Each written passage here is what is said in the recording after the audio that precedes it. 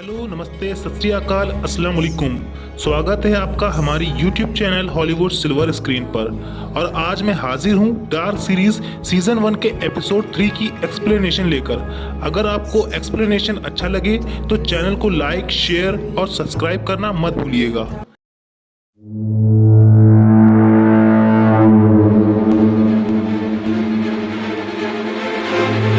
इस एपिसोड में हम व्यूवर्स देखते हैं कि मिकेल 1986 में घर के बाहर खड़ा है। यहाँ पर एक महीना गुजर चुका है मैड्स के गायब हुए। मिकेल घर के अंदर जाता है, उसे वहाँ पर अपनी दादी दिखाई देती हैं। वो उसके पास आकर मैड्स के बारे में पूछती हैं, पर मिकेल वहाँ से घबराकर भाग जाता है।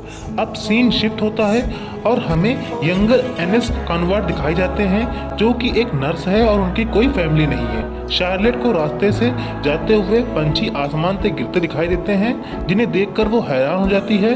उसे अपने बैग में रख लेती है।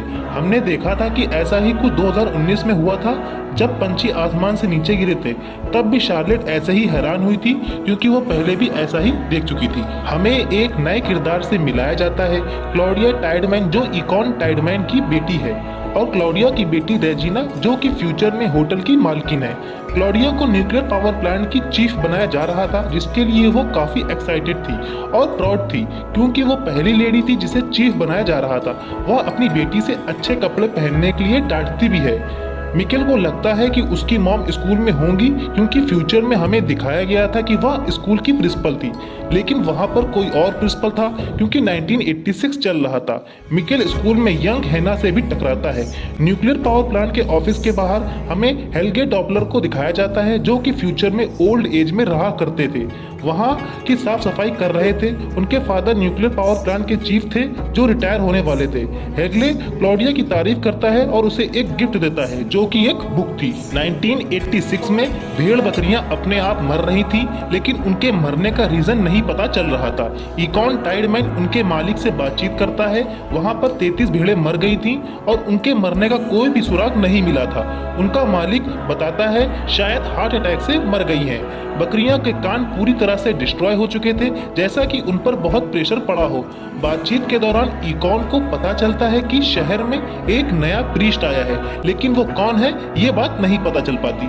अब हमें दिखाया जाता है कि मिकेल पुलिस स्टेशन पहुंच चुका था, क्योंकि हमें पता है कि फ्यूचर में उसके फादर पुलिस ऑफिसर थे, लेकिन इस वक्त इकॉन टाइडमैन पुलिस ऑफिसर था, जो कि अल्रिक को भी जानता था। मिकेल इकॉन से पूछता है कि उसके फादर पुलिस ऑफिसर है, क्या वो यहाँ काम नहीं करते। इकॉन को लगता है कि ये अल्रिक की कोई शरारत है और उसने धमकाकर मस्ती करने के लिए यहाँ पर भेजा है। अब सीन शिफ्ट होता है और हमें दिखाया जाता है कि क्लॉडिया टोरेंटे नेल्सन से मिलती है, जिसके साथ उसका अफेयर था।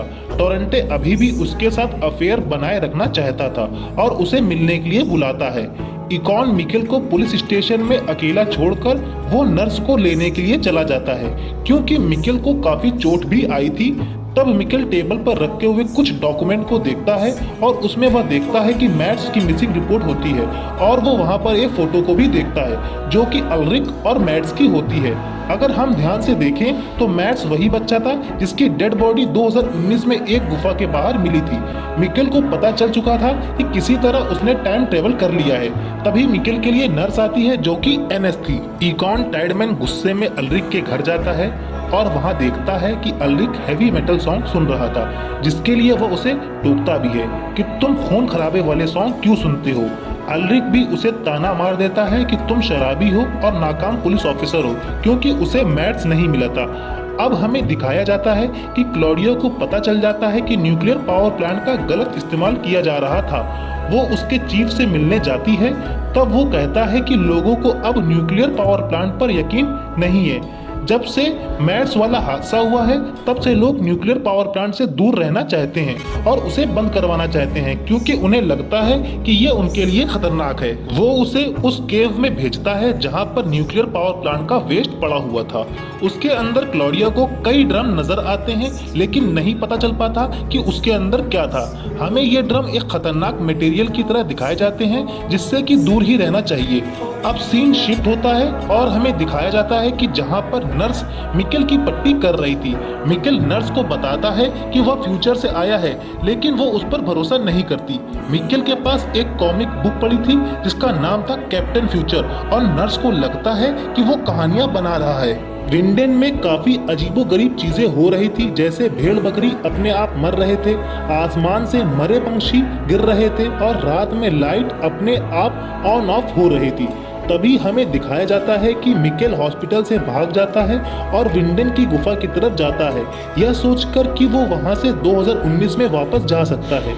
हमें दिखाया जाता है कि बस स्टॉप पर हैना और अल्रिक मिलते हैं, जिससे हमें पता चलता है कि हैना को अल्रिक बचपन से ही पसंद था, वो उसका क्रश था, लेकिन अल्रिक हमेशा से कैथरीना के साथ था। अब सीन शिफ्ट होता है और हमें दिखाया जाता है कि गाड़ी में क्लॉडिया हेल्गे की दी हुई गिफ्ट खोलती है, जिसमें बुक थी, और उस बुक का नाम ए जर्नी थ्रू टाइम था। यह वही बुक थी जो हमें 2019 में उस अजनबी इंसान के पास देखने को मिली थी, जिसने रेजिना के होटल में एक रूम बुक किया था।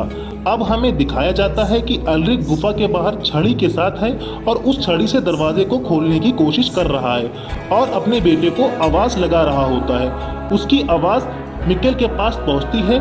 मिकेल गिर गया होता है, उसके पैर में चोट आई होती है, पर वह किसी तरह उठकर उस आवाज की तरफ भागता है और वो चीखता है। उसकी आवाज अल्रिक तक पहुंच जाती है।